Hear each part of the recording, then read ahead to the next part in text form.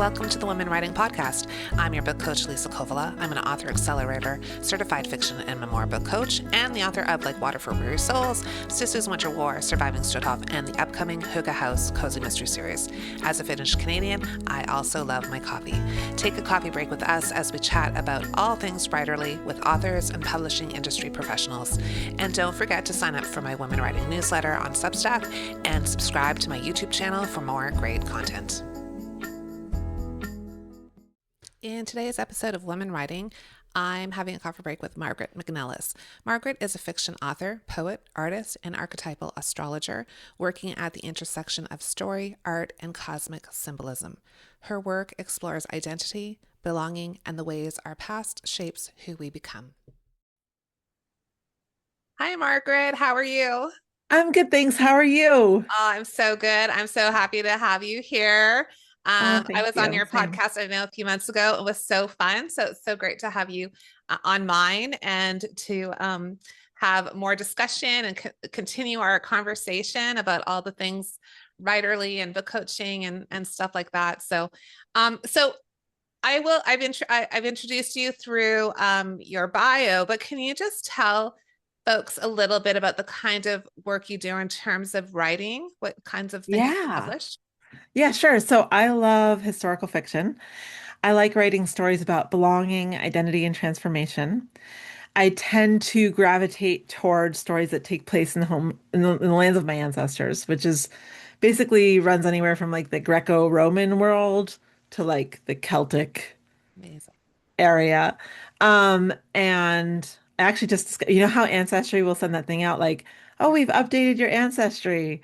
Yes. Apparently, I have a little bit of Egyptian in there. So I'm like, now I get to explore Okay. that. Right. So who knows where that will lead. But I really like tying into that because I actually I'm wearing a t-shirt today that says no one is illegal on stolen land. Um, because I Right. really feel like there's such an importance in connecting to where we come from. Great. Like my ancestors transplanted my line here. Mhm. I like where I live, but like would I have come on my own? Yeah. I don't know. 100%. Right. Yeah, yeah. So I I've feel always had exactly this the same. pull. Yeah, Mm. I've always had this pull to like where I come from ancestrally, Yeah. and exploring that through writing is a heck of a lot cheaper than getting on a plane every time. I Because the know. If travel's only we fun. could just hop over every Yeah. time. I'm just gotta go do some research.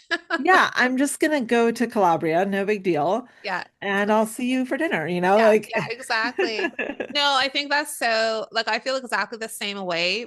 Like, I was born here in Canada, and grew up here, but there's this draw to the people before us, to the Yeah. ancestors, to different lands, to kind of understanding where we came from and exploring those stories. And it's such a great reason to do the research and if you can to travel, like that's the Yes. ideal. But like, I mean, otherwise, like being able to do the research and find those documents and learn about that, like it's just it makes me feel like I think maybe some people think, well, oh, you're Canadian, so you're just Canadian or whatever. But I think it's like we're all from somewhere else. Yeah. So like that kind of unites us in the fact that we're from all different places in the world at Yes. some point, right? At Yeah. some point. So through storytelling, we can really explore those things. So fun. Yeah. And if you go back far enough, we're all from the exact same place. Yes, right. And when like I didn't do ancestry. I did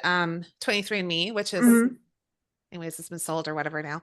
But that's fun to look at all the strains and where, like, right down to how much Neanderthal Oh, DNA you that's have. awesome. Like, so good. That's awesome. I also, yeah, another one I'll recommend is My True Ancestry, and you can take your DNA file from those sites. It's a little scary because you have to agree to like them not being in charge of the security of your DNA file in Right. order to do it. And it's like, oh my gosh, what's going to happen? But in this technological age, I think anybody can get anybody's Everything's out DNA. there. Yeah, I'm like, I just want the info. And then you upload it, and what they do is really cool. They connect your DNA to archaeological finds Oh, so cool. that you could be like, my DNA is connected to this find from this place. That's incredible. And like it doesn't mean necessarily you were born there. It could mean your No. ancestors passed through, but Hmm. like it's really cool because it gives you a connection more to just like more than just like, oh, I'm Italian Yeah. heritage.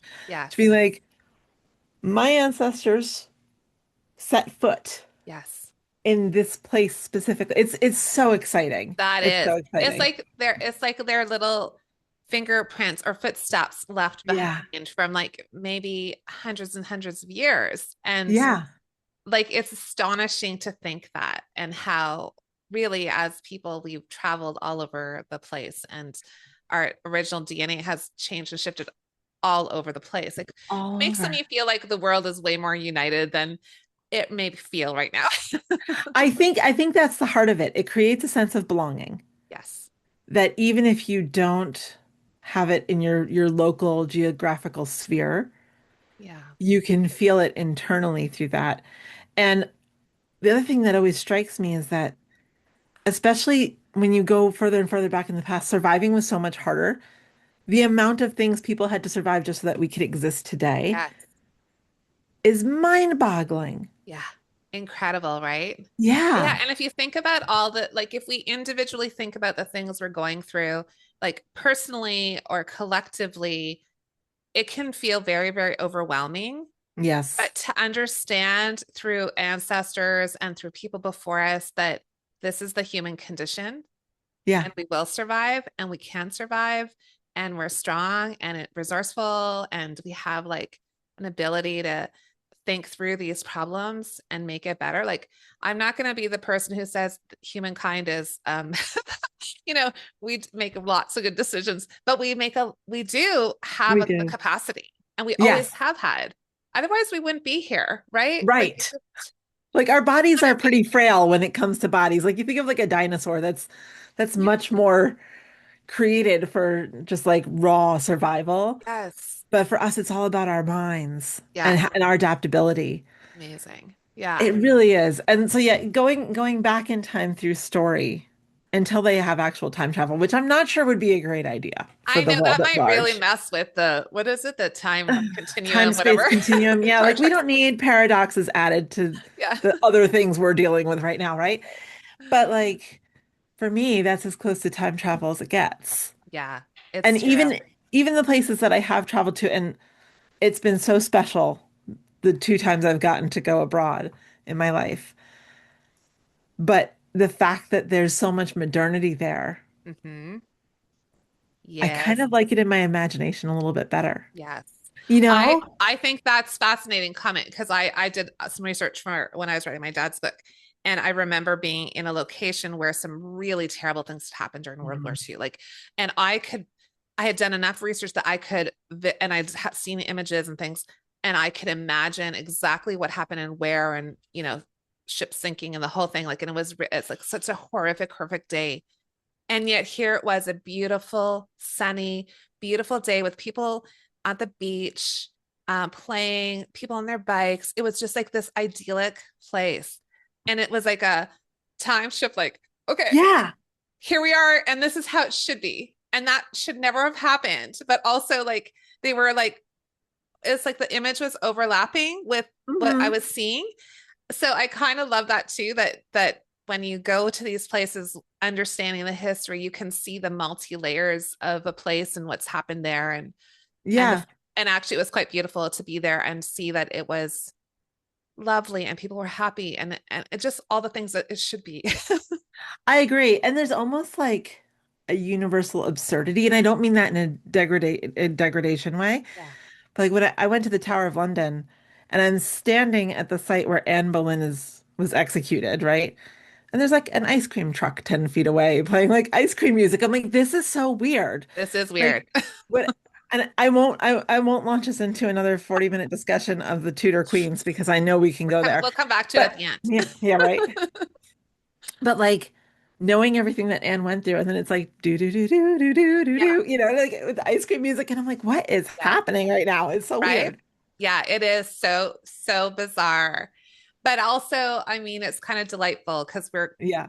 we're going in with that knowledge. And I'm sure there's lots of visitors that go that are just as passionate about these subjects as we are and are Yes. looking for, evidence and looking at things that, like, with an eye to story and to history. And then there are some people who are like, oh, this is a good stop on the tour and it's Yeah, cool. everyone says we should come here. Yeah, It learned a is few a bit of a things. tourist trap. Yeah, they may not have written every or read every like Philippa Gregory book or whatever, but I mean, they're missing out if you ask me. I know, I know. Like, really, there shouldn't be an ice cream truck there. It should be like a little bookstore with all the like, here's all the books you need to read. Get caught up, people. Yes, or even both. Have ice cream Yes, while you read the book, you know? yes, fair enough. I'm I'm like not against ice really, cream. I want to just state that yeah. Well, and I very think clearly. if there was an ice cream truck, 100% Anne would have gone. She would have been like, I think let's go so. do that. I Bring her think ladies. so. Yeah, I feel like especially during the Tudor era, they were kind of into culinary amazement.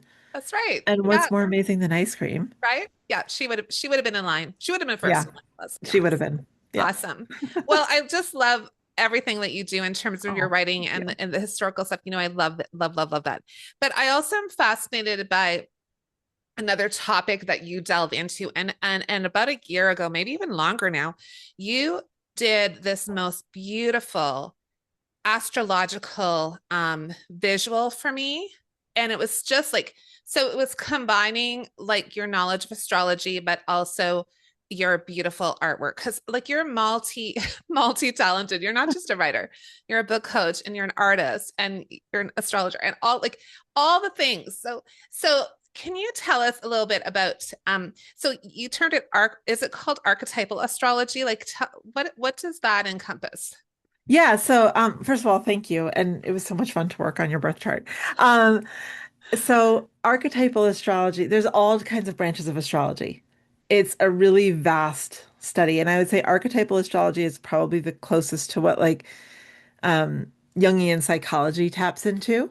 Yes. It's looking at the archetype or character stories of the placements of someone's chart and using that to have a conversation with them around growth and opportunities and challenges. So, I mean, predictive astrology is so much fun. I don't do it professionally. Yes. Um, I use the Channy app for that. I like reading my horoscope on there. Yeah. It's fun. Sometimes I'm like, that's so today, or like, no, not for me. Um, Yeah.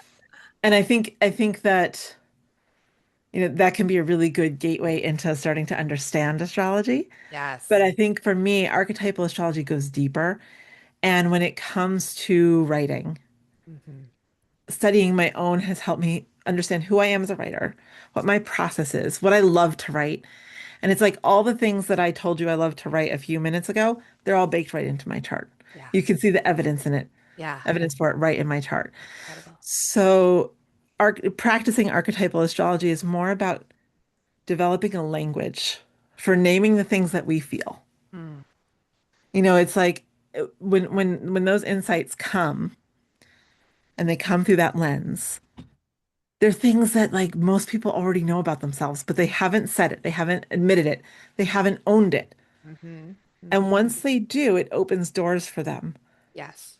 Like mine has helped me understand I'm not a write everyday person. Yeah. Me neither. I'm not a paint everyday person. I'm not someone who's going to pick a creative outlet and do it every single day. Hmm. I get burnt out big time. My favorite way to write is I'll research for a while, wait till I have a dream, draft like a madwoman until it feels like my hands are going to fall off, then sit on it for a year and come back and try to make sense of it. Okay. I love this. It's a It's good just how it process. goes. Yeah, Yeah, yeah. for It's just sure. how it goes. And I'll do like smaller things in between, like a poem or short story. I love participating in the New York City Midnight Challenge competitions because they give you these wild prompts and you have very little time to respond. But I'm not someone who's going to write 1,000 words a day. I'm not going to block time off in my calendar to write. It's too restrictive for me. And I've learned that in looking at my chart. It's like it gives me the permission to Yeah. exist in the state that feels natural to me and my nervous system and my creative flow. Fantastic. So it's been really powerful for me. And I like working with it with other people because one of the other things that I think is so universal about people is when you look at myth or archetypal stories, they're the same across the board. They just have different names attached to them. Yeah. Everybody's True. got a flood. right? Yeah. Everybody's got, this type of story, that type of story, and Yes. they all touch on the same themes, and this is what the humanness is. They Hmm. bring in the cultural references from the groups that created them, and I think that difference is really beautiful. Yeah. But what's just as beautiful for me is like it doesn't matter what mythological system you use, the Mhm. lessons are the same, the opportunities are Yeah. the same, the challenges are the same. I And love so that. archetypal astrology brings all of this together Yeah. and takes us out of the predictive mindset of, dear chart, tell me what I need to do today, Right. and puts us in the driver's seat, which as a book coach is like what we're trying to do for writers all the time is put them in the driver's seat. Yeah, absolutely. Yeah. So it's Oh, I just think that's incredible. it's so beautiful. So what I understand about are like when I think archetypes, I'm thinking of Joseph Campbell's monomyth, which is also like a Jungian thing. So when you're working with somebody and you're kind of working through the archetypal, I don't know what would the word be, their characteristics or whatever, like an individual's. How do you approach that? Like, is there like a survey or a checklist or something that you can kind of figure out, or do you look at their birth chart, or what is it that you? How can you figure out where they land in terms of Yeah, characteristics? that's a great question. So I look at the birth chart. Okay. And then so I use Greco-Roman mythology because I'm most familiar with it. And it speaks to my ancestry, got that Italian, It's Greek. in there. It's Yes. like most of what I am. Like I call myself primarily Gaelic and garlic, and like most of it is the garlic. Yeah, I love this. No vampires for me. And so, but you could do it with any system. So I might look and say like, all right, if I'm having a challenge coming to the page, for example, right? Like that's one of the biggest challenges a writer will face. Yes. Understanding where that's coming from, like where that friction is actually happening, can help unlock so much. So I might go to my chart and I might say, all right, I might look at Mercury, which is a planet associated with communication. I might start there. I might look at Venus, which is a planet associated with values and the arts and beauty, and look at how these two combine, and then go into the mythological element of it. Who was Mercury as a god, Mercury slash Hermes, right? Who was Venus slash Aphrodite as a goddess? What were their personalities like? Where is that appearing in my chart? Which area of the sky was it in? What house is it in? What's the degree it's at? Are they close together? Mine are very close together as it happens. So, you know, Mercury was one of Venus's many lovers. Yeah. They got along. So for me, my way into the page is often to find the beauty in what I'm trying to write. So if I'm having trouble getting into a story, I'll start with poetry, Oh, brilliant. Hmm. right? So it unlocks that for me. Or I can look and see like if I'm struggling to center on which theme I want to write about. I might look and say like, all right, well, what's my Pluto doing? The god of the underworld of transformation. It's one of my big themes I like to write about. Where is that in my chart? And then I might even look at what's going on in the sky that day. Okay. Like what energies are paying off of it, Right. Right. right? And that's how I like to use current transits. Like I said, not so much for prediction, but kind of like what might I be feeling right now? Right. So Pluto recently just entered Aquarius where it's going to sit for like almost 20 years. We got about another 18 years of it there. Okay.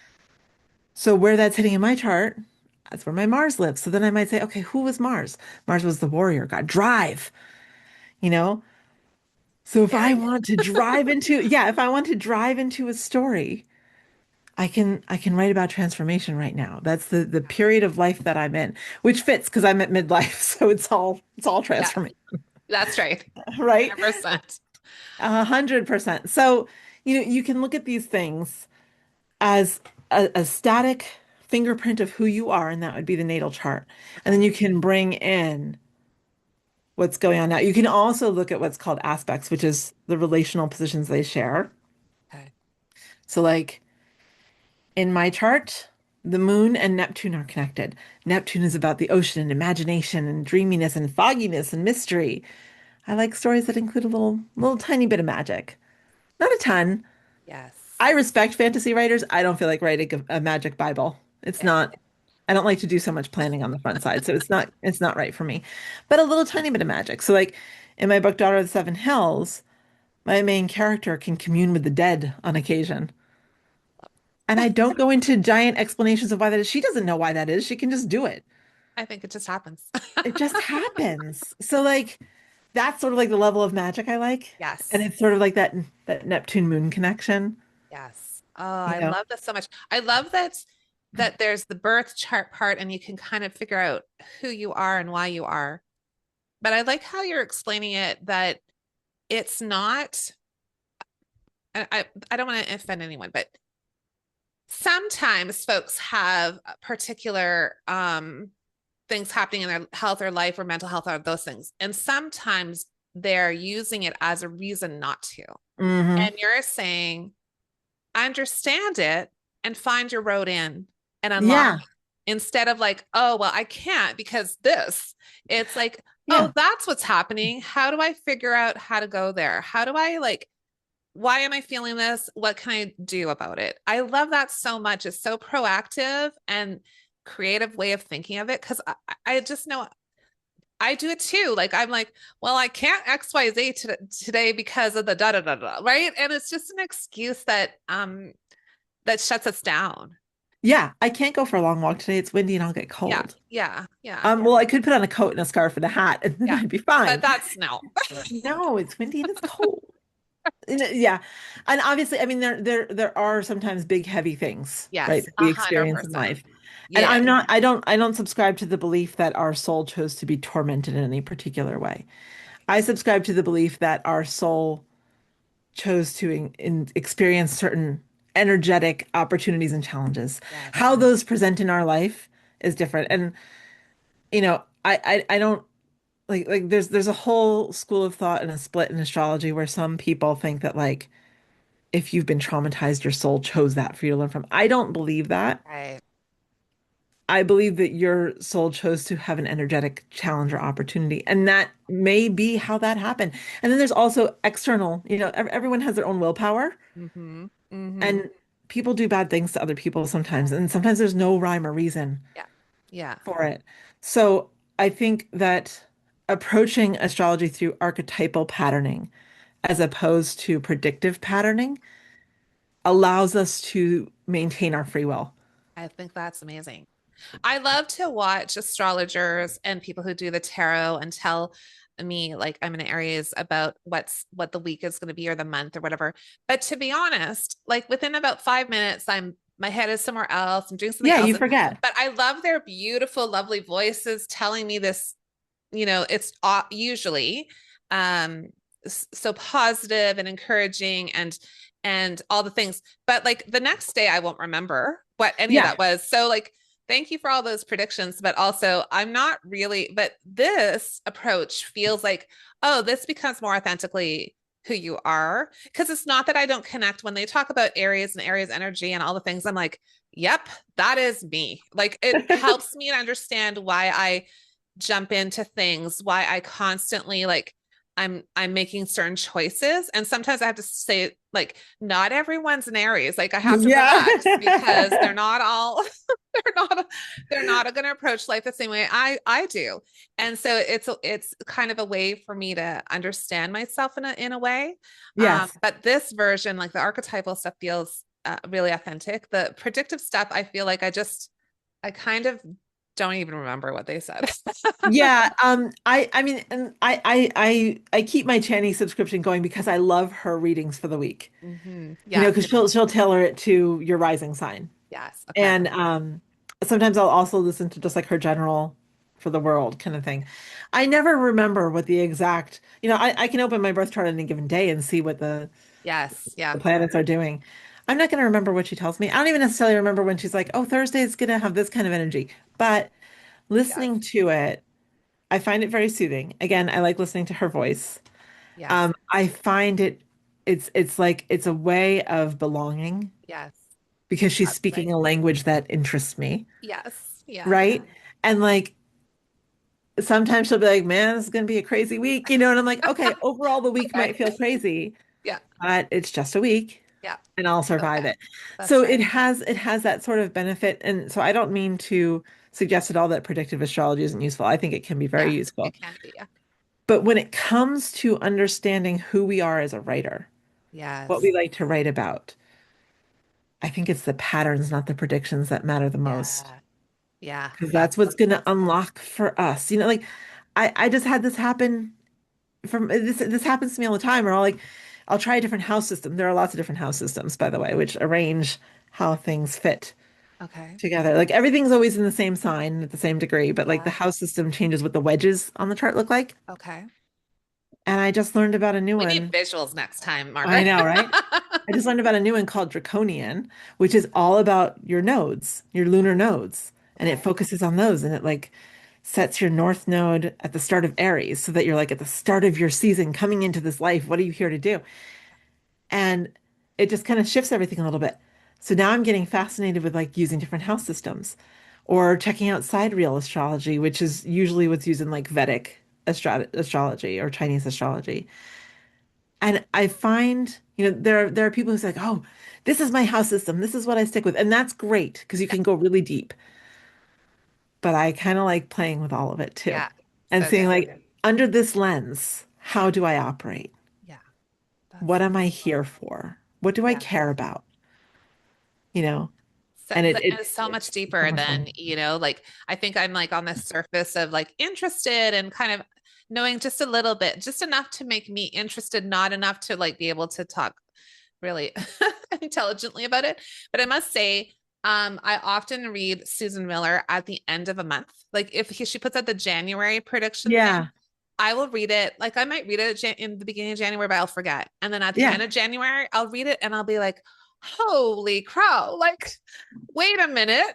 I can't Yeah. believe how many times I've been astounded by the accuracy that, oh, like, and not the general statements that could apply to anyone, right? That we Right. could just Right. but the kind of really specific things that no, like it just that blows my mind. So yeah, I do appreciate all the predictive stuff too because it is really cool. It's just I have the menopausal brain that just goes Yeah. Yeah. And I think for writers, we don't need for our writing another system to track how we feel in the moment. right. We need a system to unlock who we are in our deepest self, So good.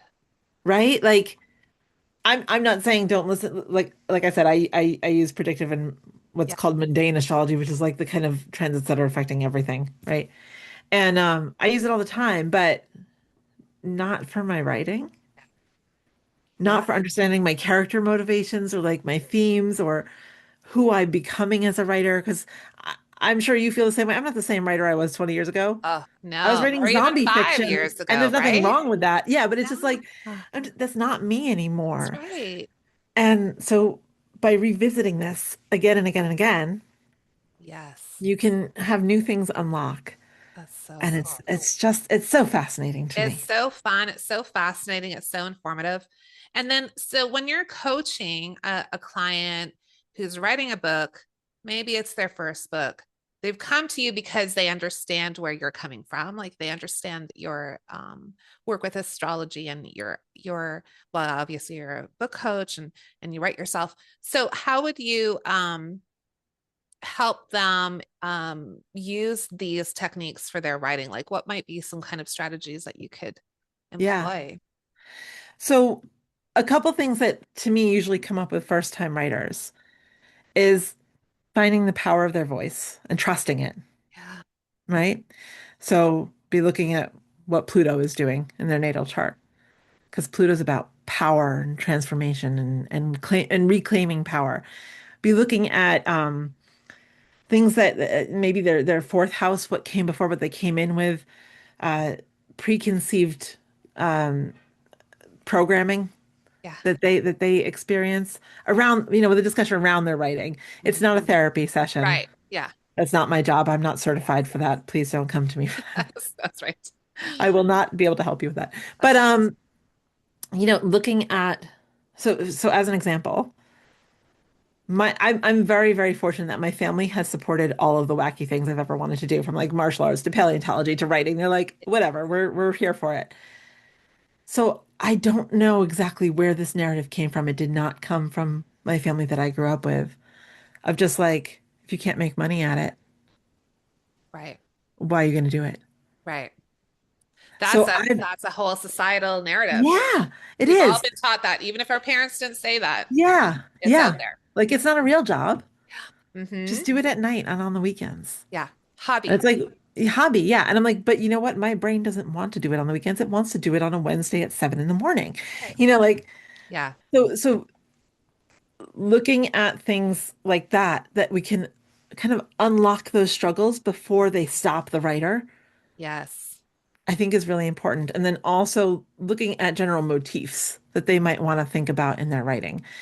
When someone is a brand new writer, they often come with a story idea, but they don't have like what we would call like an artist statement. Like when you asked, what are the things you like to write about? And I rattled off like three things, right? Yeah. That came out of 20 years of writing. And then when I looked at my astrology, it was right there in like 20 minutes, Of course. Of course. right? And Oh, I love it. it was just like, I could have saved myself so much time. Right? Oh, my head is just. So, yeah, yeah. So like those are like the two main things. And then talking about from those things, how can you structure your writing practice? Mhm. Like there are people who write 1,000 words a day. I'm in awe of them. Yeah. I think Amazing. it's amazing. I mean, I've had a day where I wrote 13,000 words one time. I felt my hands were going to fall off, and I never wanted to do that again. So it's not necessarily the amount, it's the consistency of it, Yeah. that I find absolutely mind-boggling. Yeah. But then somebody hears about it, they become amazed by it, and all of a sudden it's advice, Right. you Yes. know? Like this is how I succeeded, and that's great. Those are the stories we have to tell, but we need more variance in them. Great.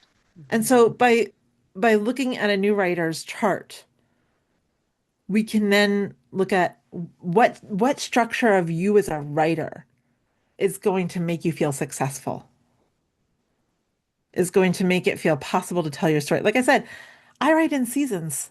Yeah. I go a whole 6, 8 months without writing a word. Yeah. And when the first time that happened to me, I was like, am I not a writer anymore? Like I had this like identity crisis from it. But I went back to my chart and I was like, no, this makes sense. Yeah. This is how I operate. I'm, and I'm not, I've tried, I like experimenting with writing, as I'm sure we all do. Yeah. And this past summer, I was like, I'm going to see if I could do the romance genre thing and like pump out a book in 3 months and blah, blah, blah. I did. It's not my favorite book. Now I offer it for free on my website because I'm like, this isn't anywhere near the quality I would, Right. but I'm Right. not going to go back and edit it. And I'm Yeah. not going to write more of them. Right. So have fun. Here's a Yeah. free story. Yeah. It's There you like, go. Yeah. it's just kind of like, this was a thing I did. And I did sell it for a little while and a few copies sold and that was fun, la la la. But like in that process, when I got to the end of those 3 months, I was exhausted. Mhm. I didn't write again for I tried to write like a second book in the series. I never got past like chapter 3. Yeah. And like I loved the characters. They were alive in my head. I just didn't want to be with them anymore. Right. Yeah. And looking at my chart, I'm not someone who does well with writing series. Every time I've tried to write a series, I'm like, I'm going to write a series. Here's the idea. I've got it mapped out. This is going to be great. Yes. And I did this with my first book. I actually ended on a cliffhanger through the epilogue, which was a horrible idea for me because then I had to write a second book, Ah, right? People are like, what happens next? I'm like, oh man, this uh-oh. isn't good. Now, now I have to answer that. So I wrote the second book, but again, it didn't feel like my best work because it didn't feel natural to me. So when I wrote Daughter of the Seven Hills, that one came out fast and furious as a really messy draft that was some of it was written as plays and like other pieces as like poems and dreams and it was just like a hot mess. And then I took 4 years to put it together. And actually our colleague Stuart Wakefield coached me on it. Oh, God yeah. bless him because he got a copy that I'm like, I can't even look at this anymore. I haven't looked at it in like 6 months. I don't even know what this is. Yeah. And like there were comments, he's like, is this person a zombie because they like died earlier and now they're alive again? I'm like, I'm so sorry. He was such a good sport. So Um, good. but I reshaped it, formed it into a story, and then it's done. And people are like, oh, are you going to write a sequel? I'm like, no, No, that the is story's it. over. I'm Done. done with that one. That's fair. I don't want to revisit it. Yeah. I was actually going to this year retool some of it and submit it to some small presses, but I don't really want to publish on Amazon right now for Right. personal reasons. So like Right. if I go through a small press, like they're not going to be like, we won't publish on Amazon. It's okay. That's true. Which Yeah. That's I fine. I get, you know. know, they Yeah. have a bottom line they got to meet. Like I get Yeah. it. It's complicated. So I'm like, so I'll take that off my plate for now, work on something new, so it's like Yeah. moving, moving through writing the way that I do and understanding my natural proclivities of once I'm done, I'm done. Yeah. I don't want to write series. Yeah. So, I discovered this summer, maybe the romance genre, not for me. It's fun. I like it, Mhm. but that's not where I'm feeding into right now. Maybe someday that'll change. That's true. Um, and actually Suzanne Dunlap has a beautiful course on this Oh, that I went through. It helped me get that book where it was, which for 3 months I felt was pretty good. But it just it's just not where I am. yeah. So then what that did for me was it helped me. I'm sorry, I'm rambling so much. No, it's so Um, good. it helped me reframe what success as a writer means for me. Yeah. That is power. That's powerful, right? Right? So powerful. So I look at what I like to write. It's not what agents want to sell right now, Yeah. right? And I've become okay with that. Yes. You Yeah. know, I've slipped into the if my book touches the right person, I'm happy I mode agree. because Yeah. that's right for what I like to write. Can I write other things that speak more to the market? Sure. Yeah. Sure. I mean, I'm not trying to toot my own horn, but I've been writing for over 20 years. I can do it if I want to. Right. But I don't enjoy it. Yeah. I like writing deep, a little bit dark stuff that like really asks a lot of people mentally and emotionally. Yeah. That's not an easy market sell. No, it isn't, but that's the thing. There are readers for everything. It's just finding Yes. them and reaching them because I mean, like traditional publishing is like there's lots of amazing reasons why you would go that direction. But Yeah. then there are lots of reasons why you'd be an independent publisher or self-publish. And there's millions and millions of people. They're gonna, our books will find their audience. It just sometimes takes time and effort to do that. But I just love the fact that like you mentioned that you don't write every day. I don't write every day either. I love And it. one of the reasons I always think is like I just really like having a lot of things happening and I like variety. And even when I plan to like, oh, I'll spend this much time tomorrow on da da da. Oh, this other thing is comes up and I'm like, oh, I want to do that instead. And I've just learned to accept that that's how my brain works. That's how Yep. like I've listened to my body more now. I don't like I'm not an early riser, so I let myself sleep in a little bit and I start my day slow and I'm so much happier than feeling like I must do X, Y, Z. Yeah. Nobody is waiting for me. Like I like it's client work is different. Like I have a schedule for my client work and it's going to happen, but my own things, like I can decide. I'm like the boss of me. Yes. Yes. And that's so freeing. Yeah, It's so so freeing. freeing. And it breaks out of, I mean, I don't think there is an economic system that is not extractive, Yeah. you know, but like capitalism is pretty extractive. Mhm. And it breaks out of that like cult of busyness. Yes. Yeah. You're like, and I understand some people do really well with like time blocking and stuff like that. Oh, I see it. I'm like, this feels like a prison. Yes. Well, I advocate for time blocking and I'll do it. And then on the day I'll be like, nope.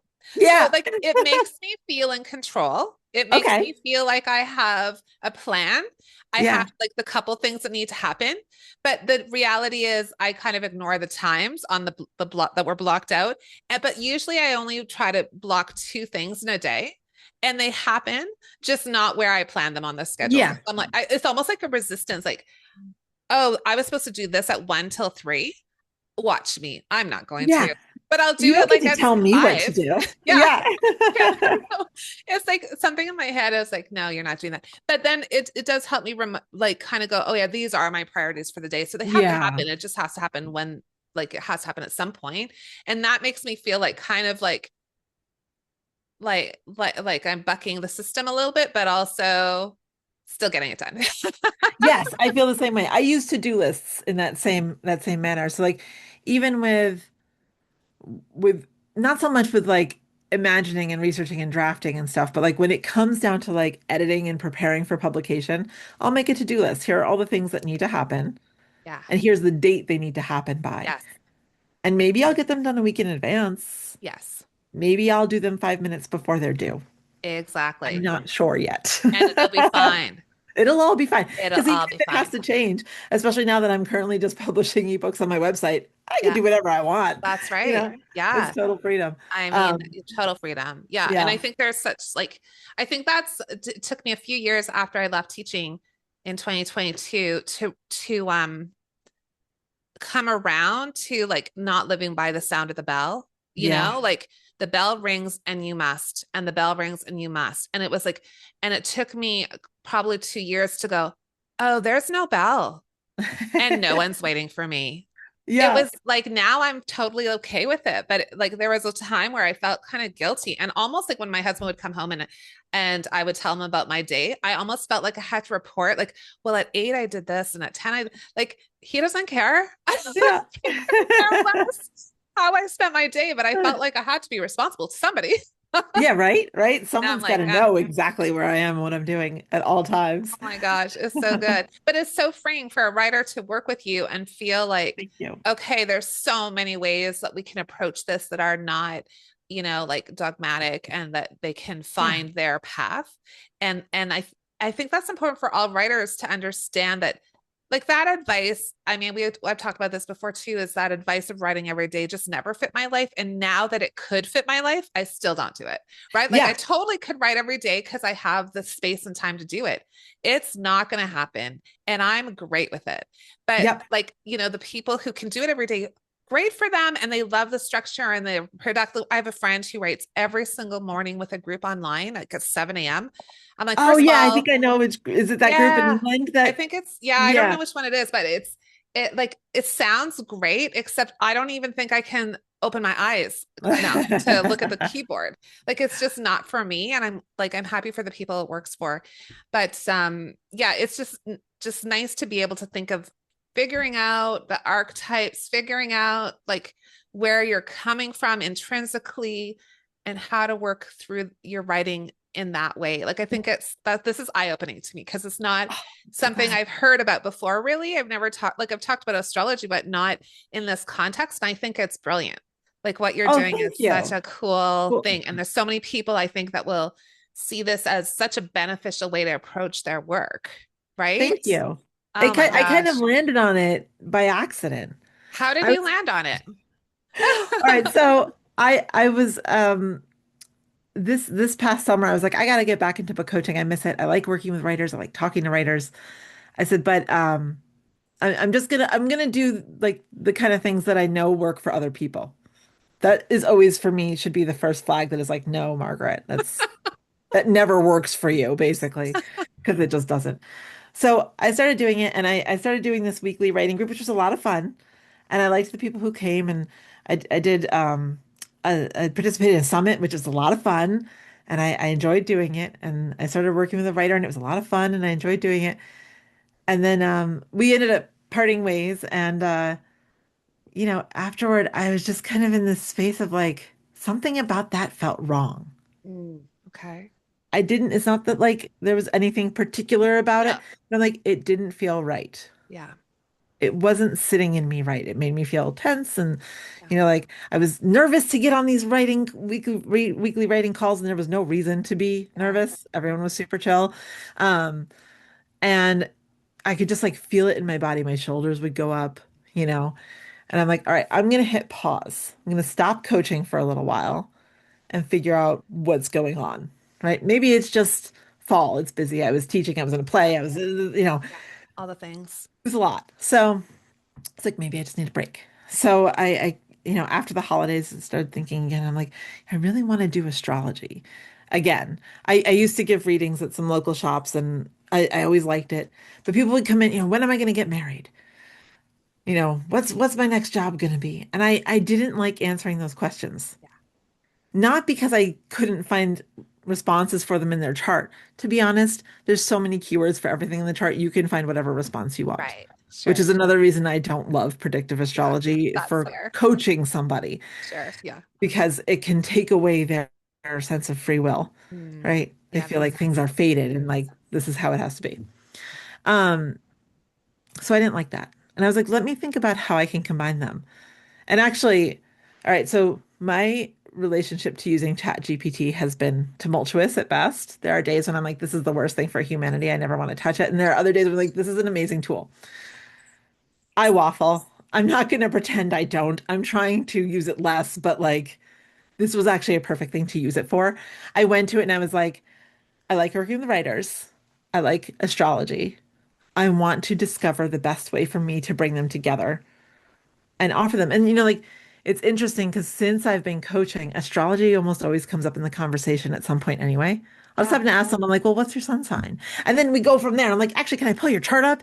And Yeah. like, like it ends up coming out. Yeah. So in talking about it and talking about the way I want to work, I was like, I'm in a place right now where I have a lot of things coming at my schedule. So I don't want it to be very like one-on-one session heavy Mm-hmm. because that's going to affect my nervous system in a way that's going to make it like clench up, right? Yeah. I said, and because I've ever since getting a couple of master's degrees in writing and coaching people, I've struggled to read for enjoyment. I read and I'm assessing all the time. Yes. And this Yes. is not uncommon. I Yes. was it just happens. But I'm starting to get back into reading for fun, even if it's Oh, just good. 10 minutes a week. It's really low stakes, right? Yeah. And I said, I don't want to be reading a lot of pages from people right now because I'm trying to retrain this part of myself. Yeah. Mm-hmm. But I want to help people with transformation. I want to give them confidence and clarity. Amazing. And I was like, can you just like ask me questions and I will answer them and eventually get to some sort of thing that I want to Yeah. do. And I landed on a couple of programs and then I was talking with it in quotes, was Yes. using Yes. this Yes. tool last night. I'm getting over bronchitis, so I've been on prednisone, so I've been awake like all hours, right? Yes. Might as well use this to develop Right. my Might business. as well. Might as well. So I was talking to it and I was like, I really want to figure out why I've struggled with marketing consistency. Yeah. Like I don't feel like I lack authority in a coaching relationship. I Mm. will tell people what's on my mind and what they do with it is up to them. I have Yeah. no problem with that. Yes. And I came to the conclusion I lack authority in talking about my coaching. Yeah. So I Yes. had this huge like breakthrough conversation Yes. with this tool, this tech tool yesterday or late or early this morning. And I discovered, okay, I developed these two programs. I've got the Writer's Compass, which is this very light little like here's a report. You can schedule an optional Q&A call, not a coaching session, a Q&A call where you just bring your questions for clarity, right? Yeah. And then I have like this story map thing that I'm developing where it's you get your compass and then you fill out this like you respond to these prompts and I give you feedback on the prompts and we talk blah blah blah blah blah. And then I'm like, and someday down the road I could do like a VIP session and like a retreat and a class and publish a book, blah blah blah. And then I just went, I'm doing it again. Yeah. I'm Right. building instead of Yeah. sitting in that authority with the Yeah. one thing. Yeah. So I woke up this morning and I was like, I'm going to focus my website, which was until this morning, it was about painting and dogs and writing and coaching and astrology and like, blah, here's all the stuff I do. Everything. Yeah. And I focused it in this morning on just this one thing, the compass. Nice. And like, I'm going to spend all of 2026 only offering this. Love it. I'm going to blog, I'm going to post on Instagram and Threads, and I'll let Instagram Amazing. post automatically to Threads. Yes. And I'm going to only offer this. I'm going to force myself to do this for all of Yeah. 2026. It's Yeah. a forced slowdown Yeah. so that I can feel comfortable being an authority speaking about my work. So good.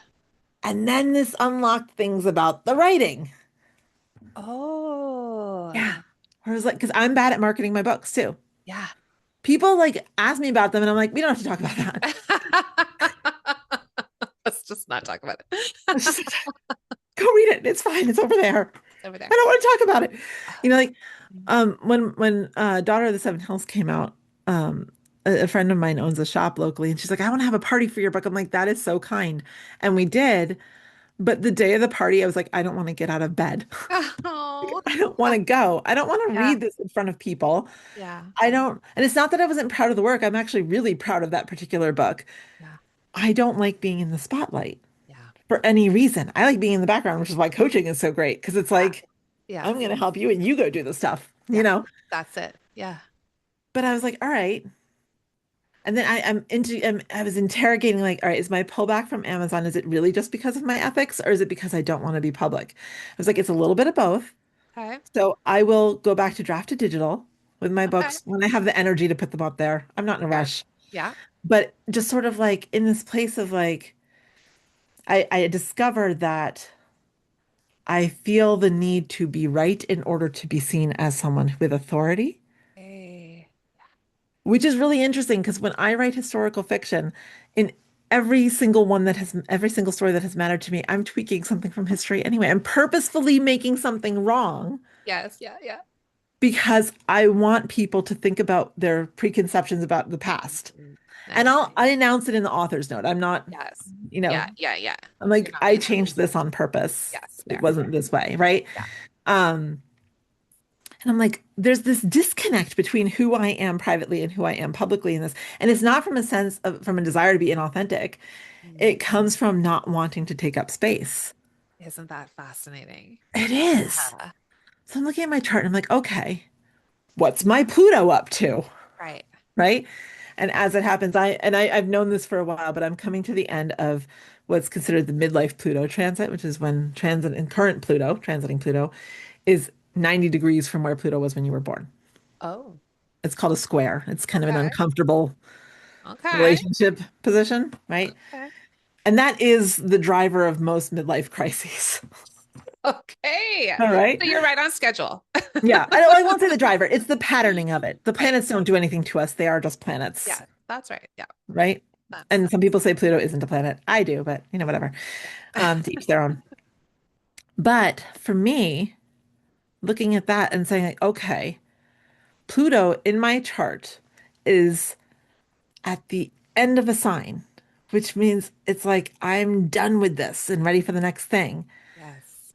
So what that unlocked for me is like I if my definition of success is talking about this stuff more, not even getting people to buy into it, but just Yeah. me talking about it more, Yeah. I need to be ready to step into the next house, the next room. Okay. And I'm working on detaching buy-in from authority in public. Okay. Okay. So what this means for my writing is giving myself permission to write in my crazy way that I do, Mhm. giving myself permission to only release a book every 2 to 5 years, Right.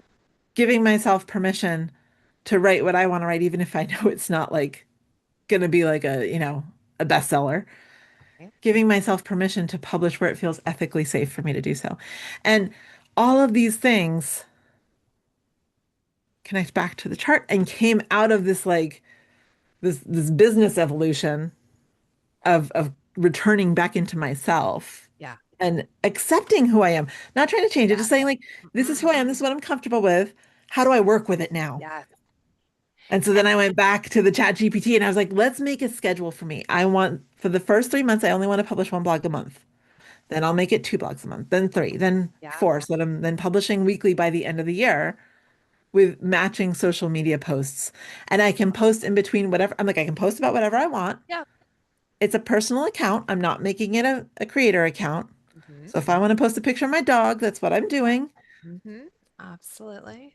And it's just it's been about giving myself permission to be me and So good. say, this is how I am. I'm, take it or leave I it. think, well, there's so many things here that I feel will resonate with people and are resonating with me. And it's that pausing to look at yourself and who you are and what you like, how do you really want to be in the world and express yourself in the world, and saying like that's okay, like that's good, that's and then what I'm noticing, because you and I have had many chats over the years, and and you're always lovely and you're always engaging. Thank you. But today you are lit up from the inside. And that tells me, like, I always think our bodies tell us if we're making the right decisions. Like, I Yeah. know if I made a bad decision, I'm like, "Rah." But if I made a good decision, my whole body just goes, like, it kind of like, yeah. And Yeah. and you're exuding this enthusiasm. And that just tells me you have hit it. Like, you're on the path. Like, you know exactly Oh, where you're headed. thank And you. what I also love it. I don't know if you know the quotation by Marianne Williamson, who says, like, I'm not going to quote it because I can't remember it off by heart, but essentially, like, by shining your light, you're giving permission for others to shine theirs. And that's what I Hmm. feel like you're doing. You're Oh, telling thank us you. about your transformation and where you're headed. And then other folks can be like, oh yeah, there's another way. There are other ways. And it can look completely my own. It doesn't need to look like anybody else's. And it's coming from a really authentic place. And I can go at the speed I want to go. Like, I just feel Yeah. like so validated right now. Like, Oh, I'm so glad. Margaret, I'm like, so it's like glad. so not like, it's such a good feeling to think, okay, yeah, that, like, go, like, I'm just like, go girl. And then you feel it for yourself. Like, yeah, I can make those decisions. I can think about my life in a different way. And I also love that what you're talking about GPT or like AI. Because I have those feelings too. Like, some days I'm like, it's gonna ruin the world. And then I'm also like, but also I have the question. Yeah, And exactly. Or like, I don't want to write a meta description. right? Yeah. And I find, like, when you use it for the purpose of exploring ideas and asking questions, um, it's astounding how it makes you think. Like, Yeah. it's really, even though it's giving you ideas, it's us who's contemplating it. And I've had some really interesting, like you say, discussions on AI that I'm like, this is brilliant. Like, I'm not sure, like, my husband's pretty smart, but I'm not sure that our conversation would have been as in depth as this. Yeah, yeah, yeah. Or because I think you can come to it and it stays focused. Yes. For one thing. And for another, like one of the things I always do with is I'm like, I'm the creator. Yes. You're That's not the right. creator. Yes. I am. You're here to help me Yeah. unlock something in myself. Yes. And then the other thing that I'll throw out there is I don't use it for astrology. Right. Interesting. Yeah. Yeah. I'll share with them like I feel like this placement in my chart is speaking to me, but like it always gets everything wrong. Yeah. You Yeah. know, it'll be like, It oh, doesn't you're get it. Virgo, Pluto. I'm like, my Pluto's in Libra. What are you Yeah. talking Yeah. You're wrong. about? So wrong. Like Yeah. it just can't for some Yeah. reason that's like Not something I that can't smart. track. It hallucinates all the time. Yeah. And it just gets sometimes I'll ask it things just to like chuckle and Yeah. because it'll get it so wrong. Um but yeah, it's an interesting tool and I too sometimes feel like it's going to be very troublesome Yeah. because of a lack of regulation around it. Sure. And Yes. environmental cost is always a concern. That's a concern. So yeah, so I try to limit my usage of it or offset Yes. in a way that if I can. Um, but there are things that it is really good for, Yeah. especially at 2 o'clock in the morning when Yeah. everyone else in the house is asleep and doesn't want to have an Yeah. existential conversation with you about your business and marketing Right. posture. Yeah. And then you come away with so many brilliant ideas that you Oh, can, thank you. implement and just and feel engaged with. And that, like, you're the creator, like you say, you're going to do it your way. You're going to roll it out how you want to roll it out. But it's that it's just that seed or a spark of idea that we need to just be, that's the thing. Like, Yeah. why, like, like, I know for myself, I've often, like, circled around that idea for a very long time before I've accepted. But Yes. somehow when you have that conversation, then you're like, oh no, no, yeah, like, it's validating. And then you can run with it and feel like empowered by it. So Yes. I mean, just use AI for good and not evil. Yes. Exactly. Don't use it for truth decay. Right. Yeah, exactly. Yeah. Yeah. We don't want to have writer slop.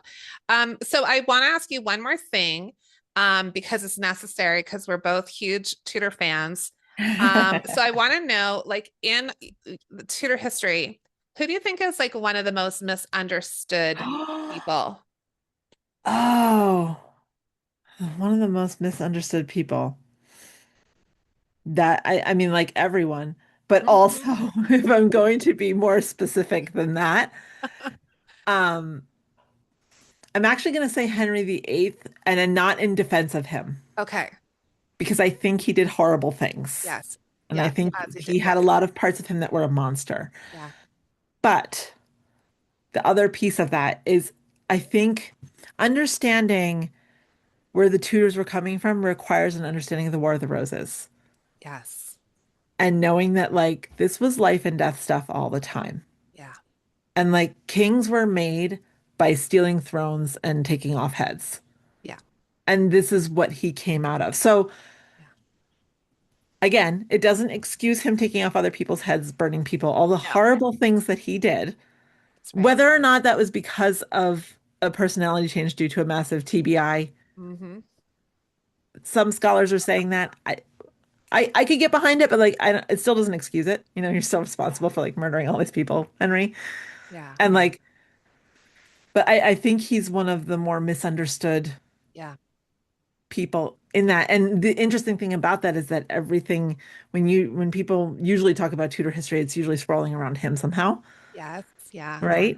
So Yeah. it's like for him to be the most misunderstood character, because a lot of people don't come into it thinking about the War of the Roses. Yeah. I mean, not that it's historically accurate, but go read Shakespeare's play about Richard. Like Yeah. Yeah. and Yeah. you'll get why it's like it was Mhm. such a messed up time. Yeah. For sure. Or Yeah. or read The White Queen, or like Yes. Yeah. go Yeah. immerse yourself in the stories of the time that came before, because I think when we're looking back at the past, it can be really tempting to take someone at face value instead of the context they came out of Yeah. or were in. Mm-hmm. And I'm not, again, I'm not saying that we should be okay with past No, wrongs, that's because right. we know better now, Yes. Yeah. right? We know that you 100%. don't divorce your spouse by chopping their head off. Like That's it's just right. Yeah. not what you do. That's right. That's my PSA. But Yes. go through the proper channels, people. That's right. Uh, but like I think that it is really important to understand that everyone's human. Yeah. And while being a royal certainly came with a lot of privilege, there's also a lot of fear. Yeah. Constantly in fear of your life, you never know who you can trust. 100%. Yeah. So again, I don't condone what he did, and No. I don't think he was a nice man, No. but I find him interesting because I think he's very misunderstood. Yeah. And I mean, here's a person who wasn't, I mean, he wasn't supposed to be king, right? He was the Yeah, spare. yeah, And so you're not the one groomed to be king. And then all of a sudden you are. And now the pressure is on to have a male heir. The pressure is on. And like, you know, I feel like every individual in real life, I mean, not real life, but like modern life and in history, like that human part is that they're not just one, like we like to villainize or, hmm make somebody like, some kind of like hero or something like that. But I feel like every individual in history has, good aspects and not good yes, aspects. Okay, so like his are really, really bad, the things he did. But I wonder about him as a person quietly in a room with somebody he liked. Like that's a hmm whole like who was he? That would be so like I just want to be a fly on the wall. I just want to see him in those other moments or that moment before he came into power. Who yeah, was then? Like, I mean, there's so many aspects. But the person I was thinking of, I is because there's so many wives. There's so yeah. many wives. So But many and we wives. always talk about Anne Boleyn because she's sort of this person who's well, she's the first one that came in after Catherine. Like she's the one who like broke up the marriage kind of thing. And we kind of like a lot of people villainize her. They And do. I think that she's misunderstood because she also had an immense pressure from her own family. Like you don't Yes. not marry the king. Like you Yeah, don't not right? like right like and if your father or your family is saying no you need to get in there. Like you need Yeah. like that what was she gonna do? Like she's a young woman in the court. Like she's like there's not a lot of options for her. Like, no, I think I'm gonna go do that career over there Yes. instead. Yeah. Like, that's not gonna happen. So I feel like there's not that I don't think she was an intelligent person and not maybe she was cunning and maybe she was whatever, uh, seductive and all kinds. I don't know. Who knows? But I also think maybe there's a lot more to her that we don't know, and Definitely. and she may be more likable than history wants to make her. I don't I know. 100% agree. Well, it's like what happened with Cleopatra. She was a Yes. woman in power, so they turned her into a seductress, Yes. a How dangerous dare seductress. you be in power? How dare? Dare you?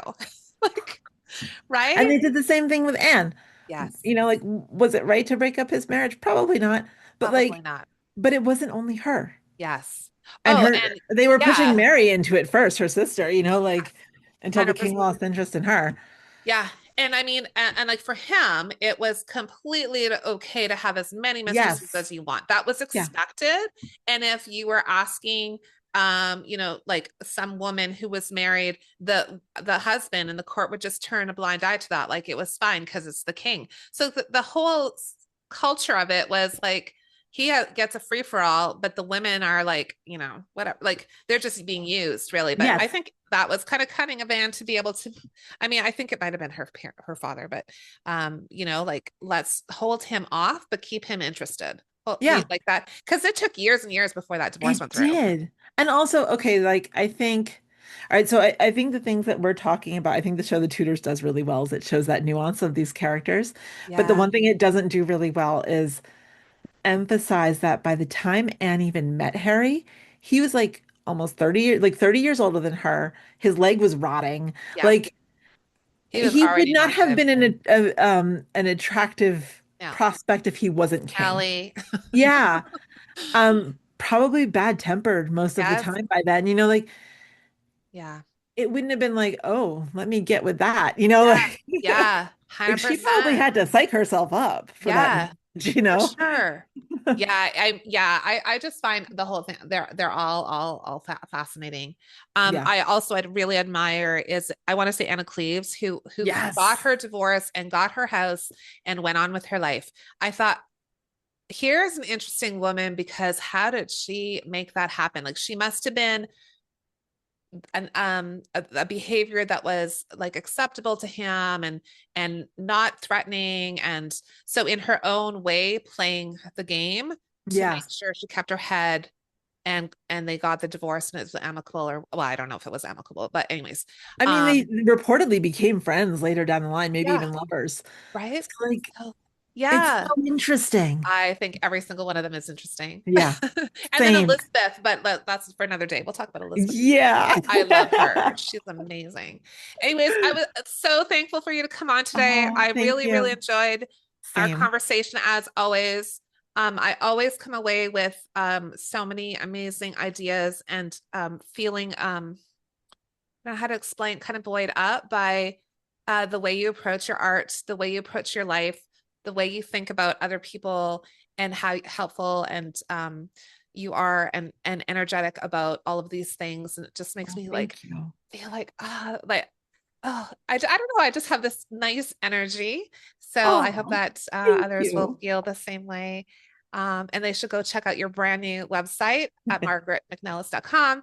And it's beautiful. I looked at it this morning, which is really funny because you were Thank you. working on it this morning. And it's really funny that I'm like, oh, and I don't always do that before a podcast. But today I'm like, oh, I'm just going to pop into Margaret's website. I haven't been there for a while. I'm like, oh, this is different.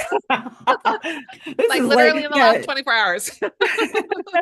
It's really beautiful. Oh, thank you. Thank you. Well, enjoy the rest of your day. Thanks so You much again. too. I hope we have This was another such a conversation. pleasure. All right. Yes, we still have to have one someday that is just about the tutors. Yeah, we'll just do a tutor special. It'll be fine. All All right. right. Thank you so Thank much. you. Bye. Bye. I believe writers need Sisu, strength, courage, and determination to get their projects done, and I can help you access your Sisu. Are you working on a novel or memoir? You don't have to do it alone. Join us in the Women Writing Circle. We meet bi-weekly for 90 minutes to get pages done. Or consider applying for an upcoming group book coaching program to develop the foundational elements of your story in a supportive community. These 8-week-long programs include weekly coaching calls, goal setting, craft discussion, and personalized feedback on writing tasks. If you'd prefer to work one-on-one, contact me about one of my coaching packages at lisakovala.bookcoach.com. Thanks for taking time out of your schedule to have a coffee break with us at Women Writing. Don't forget to subscribe to Women Writing on Substack. If you like this episode, share it with someone who needs a writing break and a little inspiration. Happy writing! Thank you to Michael Jensen for his original music and editing, and to Mia Jensen for the logo design.